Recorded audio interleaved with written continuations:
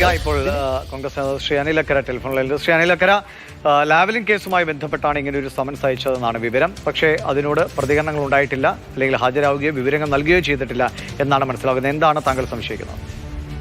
ഇവിടെ ഈ മുഖ്യമന്ത്രി പിണറായി വിജയനുമായി ബന്ധപ്പെട്ട് 2 CBI കേസുകളാണ് നമ്മുടെ സംസ്ഥാനത്ത് രജിസ്റ്റർ ചെയ്തിട്ടുള്ളത്. ഒന്ന്, അദ്ദേഹം നേരിട്ട് പ്രതിയായിരുന്ന ലാവലിൻ കേസും, 2 അദ്ദേഹം ചെയർമാനായിട്ടുള്ള ലൈഫ് മിഷൻ ഒഫീഷ്യൽ പ്രതിയായിട്ടുള്ള ലൈഫ് മിഷൻ കേസുമാണ്. 2 CBI കേസുകളാണ് രജിസ്റ്റർ ചെയ്തത്. അതിനകത്ത് ലാവലിൻ കേസിൽ നിന്നും അദ്ദേഹത്തെ ഒഴിവാക്കി, ഹൈക്കോടതിയുടെ വിധിയുടെ അടിസ്ഥാനത്തിൽ അദ്ദേഹത്തെ ഒഴിവാക്കി. പക്ഷെ ലൈഫ് മിഷൻ ഒഫീഷ്യൽസ് എന്ന് പറയുന്ന CBI കേസ്, അതോടൊപ്പം തന്നെ എൻഫോഴ്സ്മെന്റ് ഡയറക്ടറേറ്റ് 2 കേസുകളാണ് ഇതുമായി ബന്ധപ്പെട്ട് ECIR രജിസ്റ്റർ ചെയ്തിരുന്നത്. ഒന്ന് 2020 രജിസ്റ്റർ ചെയ്തിട്ടുള്ള ലാവലിൻ കേസും, അതുപോലെ തന്നെ പിന്നീട് രജിസ്റ്റർ ചെയ്ത ലൈഫ് മിഷൻ കേസും. ഈ 2 കേസുകളിലും വിവേക് കിരണിനെതിരായിട്ടുള്ള മൊഴികളുണ്ട്. ഒന്ന്, ഈ പറഞ്ഞ പോലെ ദിലീപ് രാഹുലിനുമായി ബന്ധപ്പെട്ട മൊഴികളും, അതുപോലെ തന്നെ സ്വപ്ന സുരേഷ് നൽകിയ മൊഴികളെയും ഉണ്ട്. അപ്പൊ ഇത്തരത്തിലുള്ള മൊഴികളുടെയൊക്കെ അടിസ്ഥാനത്തിൽ സ്വാഭാവികമായും ഒരു സാക്ഷിയോ പ്രതിയോ എന്ന രീതിയിൽ വിവേക് വിജയനെ വിളിച്ചു വരുത്തിയിട്ടുണ്ട്. പക്ഷെ വിവേക് വിജയൻ ഇതേവരെ ED ഓഫീസിൽ ഇതുമായി ബന്ധപ്പെട്ട് ഹാജരായിട്ടില്ല.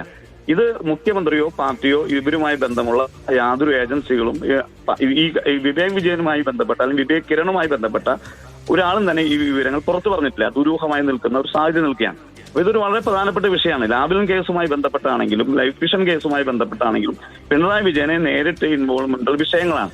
ആ വിഷയങ്ങളിൽ ഞാൻ നേരത്തെ സൂചിപ്പിച്ച പോലെ ദുബായ് ഇസ്ലാമിക് ബാങ്കിലും UAE ഇസ്ലാമിക് ബാങ്കിലും ഒക്കെ ഇതുമായി ബന്ധപ്പെട്ട പണമിടപാടുകൾ, അതുപോലെ തന്നെ ലാവലിൻ കേസുമായി ഞാൻ ആ കേസിൽ ഇടപെട്ട ആളല്ല. അപ്പൊ സ്വാഭാവികമായും ഈ കേസിൽ ഇദ്ദേഹത്തെ വിളിച്ചു വരുത്തി ചോദ്യം ചെയ്ത് ഇദ്ദേഹത്തിന് ഇതിന് പങ്കുണ്ടോ എന്ന് ഉത്തരവാദിത്വമുള്ള എൻഫോഴ്സ്മെന്റ് ഡയറക്ടറേറ്റ് ചെയ്തിട്ടില്ല. അതൊരു പ്രധാനപ്പെട്ട കാര്യം തന്നെയാണ്.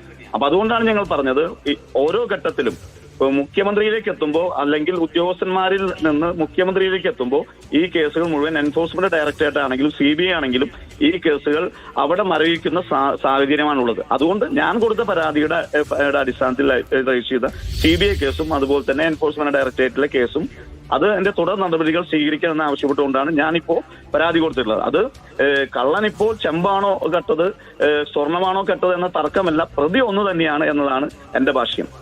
ശരി, വളരെ